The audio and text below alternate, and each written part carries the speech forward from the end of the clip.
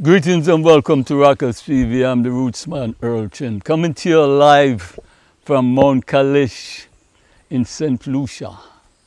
One of the most tranquil locations, most rejuvenating experience I've ever had. Mount Kailash has such a therapeutic energy that is amazing what you transpire when you come to this location.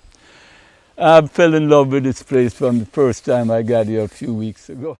And I'm missing Mount Kailash already. Anyway, no, the reason for this, I happened to catch up with the man who is behind this existence of Mount Kailash. I want to introduce my special guest, a brother who has such therapeutic vibes about him that is unbelievable. You know, a lot of people are looking for alternative measures of healing themselves. And this brother is blessed and gifted with certain knowledge that I think the universe and mankind need to really share. And that's who I have with me, my good brethren, Priest Kailash. Welcome to Rockers TV. How are you doing, my brother? Oh, give thanks, my Lord. I'm blessed, and I give thanks for the opportunity to also sit with you. There's so much we want to dwell on, but one of the first things I would like to know, when did your journey begin? When did you discover that you have such a special gift? Can you give us a little update, a little background about where it's all originate from before you discover that you have this gift, this blessing from the Almighty? Well, I mean, give thanks for life again, and definitely give thanks for the opportunity to be interviewed by a man like yourself. You know, because I mean, just looking at your catalog of interviews, and from the greats from Peter Tosh and all these people, you know, so I feel honored that I could have an elder, you know, just to feel that level of intrigue in what I do, and just even see me ready to sit down with you to ask me a couple of questions.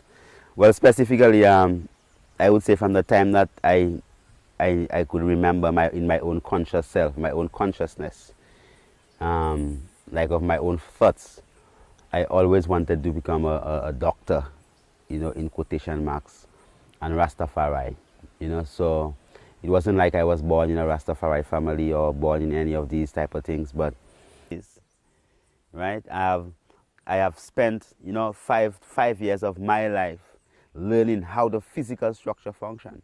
Every nerve, every vessel, the endocrine system, histology, embryology, pharmacology, pathology, physiopathology, the works, and I felt empowered that I would have utilized that information with my lifelong journey living with my grandmother, dealing with herbal medicine, and put the two together to create a system that could help to assist my people. You know, at that time, Fidel Castro was viewed as a man that would be advocating opportunities in his country for all the citizens. I mean, you know, with his Marxism and Leninism philosophy at that time. So it was really, it appears, a facade of contradiction that he was projecting one thing and really practicing another philosophy in his own country. Yeah, I mean, if you look at any of the, if you look at even St. Lucia, during COVID, when you see this whole plane of doctors came, right, just look at the complexion of them. Right. You know, so it's not something I'm making up. I spent time there. I lived among these people. Right. So I understand the culture. You know, it's all the nurses were like black-skinned people, you know, colored-skinned people. And all the doctors in the medical school that was, you know, education is free. These people were people of the so-called blancos, you know, these so-called half-white people. So I just felt, well, look, like, you know, that these things, they are just, you know, and it's not that I didn't learn. I learned a lot from in Cuba, you know, because from time you reach in Cuba, from first year, from prep, you know, you have access to the hospitals. You know, so I was in the hospitals, traveling all around and learning my stuff. So it's a beautiful system when it comes to medicine. But at the end of the day, the opportunity for people that look like me, and Rastafari, brethren, if you got caught with one seed, it's 10 years in jail, you know. So on my third year, when I left Cuba, there was a persecution of Rastafari people there. Like people who were studying, who were fourth year and fifth year, like one more year before they graduate, took a urine test and found THC in it and send them back home to Dominica, to St. Lucia. I'm talking about people who have actually, and it's not easy to live in Cuba, you know. Right, as Rasta people. I know a Trotter brethren from Dominica, he was sent home. A brethren from St. Lucia, Janwa, he was sent home. You know, there were 3 Dominicans who were arrested because they had a couple of trees growing and they trim their locks, take them out of school, put them in jail, then deport them into Dominica. So it wasn't something that I would say was that system that was all-inclusive, you know. Right. It was a system of oppression still, especially of people that looked like me, that had locks, that represented the philosophies of His Imperial Majesty Emperor Haile Selassie. And I began on my own from that time. So from the time I left medical school, I never worked for nobody. I began utilizing my knowledge from my grandmother and the science of knowing what causes disease from allopathic medicine, and said, well, right now I am not a doctor, I'm not a herbalist. I created the term herbal physician. Herbal physician. So I am the first herbal physician. First herbal physician. Yeah. Okay. In this time, you know, Imhotep was the, you know, herbal physician. Herbal physician. I like that terminology there, that title there. Yeah. Yeah. Mount Kailash, as I previously indicated, is such a therapeutic environment. Where did this great idea originate from? Tell us how you conceptualize, manifest the journey of creating this environment where we are at this moment. Self-love. Because remember, I left Cuba because of my faith. I did not go to the hospital and take the vaccine because of my faith. Right? So this is my faith. My faith is ital. My faith is in tune with nature. My faith is walking with nature, not walking against nature. My faith is peace, quietness. My faith is in ecologically sustainable energy. You know, my faith is hearing birds chirping. My faith is hearing fresh, clean water to drink. That's my life, right? So I was in that space in my evolution, whereby I had plenty of offices. I had offices in Dominica. I was in Antigua. I was St. Martin, going up to Tortola. I have 2 or 3 offices in St. Lucia, right? Sitting down and seeing patients. And one day, I actually sat in an office, you know, and I walked in and I saw about 15 or so people. And then, in my mind, because I was working such an economic business, if it was worth $200 a patient, I saw 200 times 15. You understand? So instead of seeing people, because of my environment, I began to see money. Right. Right? So I closed all my offices. Posh community and da-da-da-da. I left that. You know, I had bought this piece of land, you know, in probably about 2015, 2016. Right? And for the past 7 years, I came in, I lived on the land for 7 years. You know? Why? Because we built a little house to the top, and with 2 rooms and the kitchen and firewood and thing downstairs, and I say, I'm a Rastafari. So part of our journey of revolutionizing the healthcare system was that we said, well, how is it that when someone is sick, they're going to go into a room with air condition, you know, and disinfectants, and no fresh air, no sunlight, no fresh water, no birds. You know, when you're in a hospital, more people die in the hospital. When you go to a hospital, you pray that you come back alive, right? But when you go there, you know, most people go there and they don't come back. And the hospital is supposed to be the space that, you know, well, I'm going to the hospital, you know, when I go there and I come back, I'll be stronger.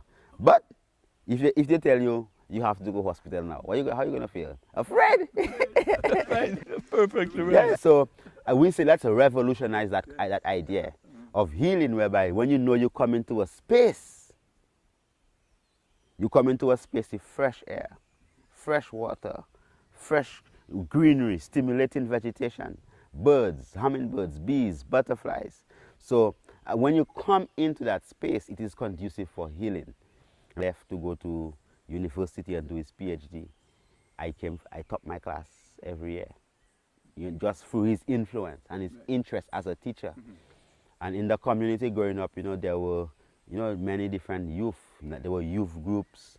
There were people who were giving back to the community, like Wayne Ogis, like, you know, Mr. Henry, that was a fireman. You know, Dexter Purcell, that was just a little older than me. But they were people who say, well, you know, you have to stay clean, or, you have to make sure that you understand that you clean your nails, you see, well, the first banker, the first person with a degree, the first person with this. So it's a compilation of people. And if Rastafari, taught me, because when I was growing up, I was always, linked up to the violent people, like the people that the system don't press the most. In the ghettos, I was always inside of these places. I got arrested for bank robbery already. You're bringing in down south, man, Viewfort down south. Yeah. Viewfort is your community.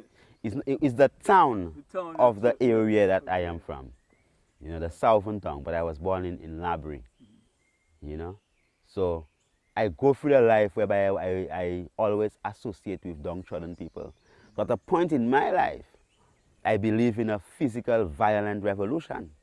And Rastafari, when I learned of Rastafari and Bobo Shanti, King Emmanuel Charles Edward, and I read about, about love and about the gun and about where the gun comes from and all these things, that's when I put down that whole concept of physical and violent revolution. And I learned, well, look, it's love. So King Emmanuel Charles Edward, who taught me my spiritual path, what we call Bobo Shanti as Rastafari, is what guided me from that feeling of doing something more physical, right, into that whole aspect of saying, well, it's a spiritual warfare that we are fighting. It's love. Let us project that love. And Marcus Garvey, with the principle of that's economics and making money and where is the black man's sheep and where is the black man that was my great foundation. And so Emperor Haile Selassie I, that he taught us that level of statesmanship and royalty and, how to hold yourself, how to walk and how to speak. So Rastafari was critical in my evolution. So these are what I would call my mentors, my guide, people I could look at their works, what they have done, who actually was able to just give me a word and say, man, it's probably you could just go and study, so these things are critical. And even in our society today, these things, they are lacking. That's why our youths are so violent, and so the young man is so violent and so upset, so angry. I was angry at a point in time, when I looked at how they were treating people, but I got people who came and intervened in my life and were able to actually guide me on that right path.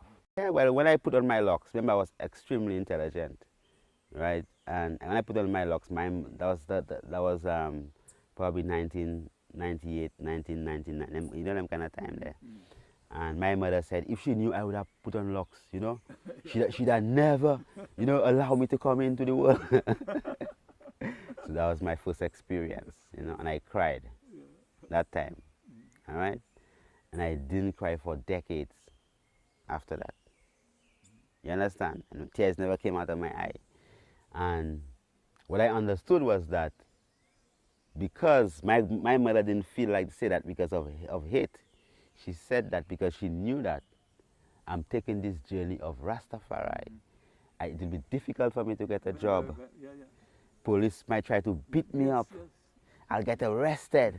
I'll get persecuted. And she, as a mother, is going to have to bear and suffer that.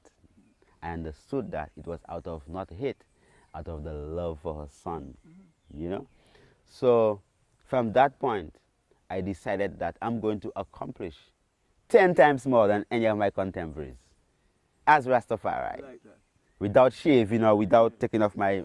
When I went into medical school, I never take off my robe, take off my turban. They say, well, in Cuba, they say, you have to take off the turban and thing. I tell them, but when people go to surgery, do you have to leave your head exposed or cover it? You have to cover it. After my interviews, the interviews on radio, and they say, well, I had to call you Priest because I've been bleeding for the past how many years? I've been just bleeding constantly, hormonal imbalance, and just by listening to your interview, without drinking the medicine, listening to the interview and just hearing the knowledge and the truth, the bleeding stopped. You understand what I'm telling you? So our healing and our process is not something whereby that's marketable to people and sell. It's something people have to earn the right to actually come into. So the same way we deal with the plants, right? It's not that the plants are there for you to use it. The plants are living. They love living, you know. The plant will grow and go to the light. The plant will create seed to actually ensure that they continue growing. But the plants are willing to give of themselves just to make you better. The sacrifice. They sacrifice their own self. Right, so when I give you a stinging nettle or a Spanish needle, that means that, especially the stinging nettle, I have to take it with all the roots. Because the roots have all the important phytonutrients to actually heal you. That means I'm uprooting that plant. So in that process, I'm doing it with that gratitude, giving thanks that that plant is willing to give forth of itself. And at the same time, I'm shaking the seeds out to ensure that the life of that plant actually continues. So when you get that stinging nettle extract, you're not just getting a stinging nettle extract. You're getting an experience, an energy, very deliberate, that is for your specific healing. So because we understand that water carries memories, right? Because we understand that our thoughts, whatever we think can affect the composition of what we have. There are plants in the wild in Africa, the cassia. When one giraffe bites and eats from one plant, the plant next door turns bitter. So this giraffe have to eat here, then walk and go and eat almost half a mile down the road, because the plant share the experience and become bitter. They communicate. They communicate. Right. So when you get our medicines, when we deal with you, we deal with you with that understanding that from the time we touch that plant knows love. Right. So that plant maximizes its healing potential, right? So that you could actually get it. So Mount Kailash is a place that you have to deserve to come. You know, you have to earn that right and that passage to actually come. That's why it's not only money can buy that, right? So the place is created under the core principles of Rastafari, you know, and then also that high scientific nature, because every structure have a geometric alignment, you know. So from the pyramid, you know, down to the polygons, down to those that look like a spaceship, whatever it is that it looks like, specifically they are built and designed because we believe in energy healing. You know, so healing is instant. The only thing you have to do is have the faith to live the lifestyle, follow the levity to maintain that status of healing.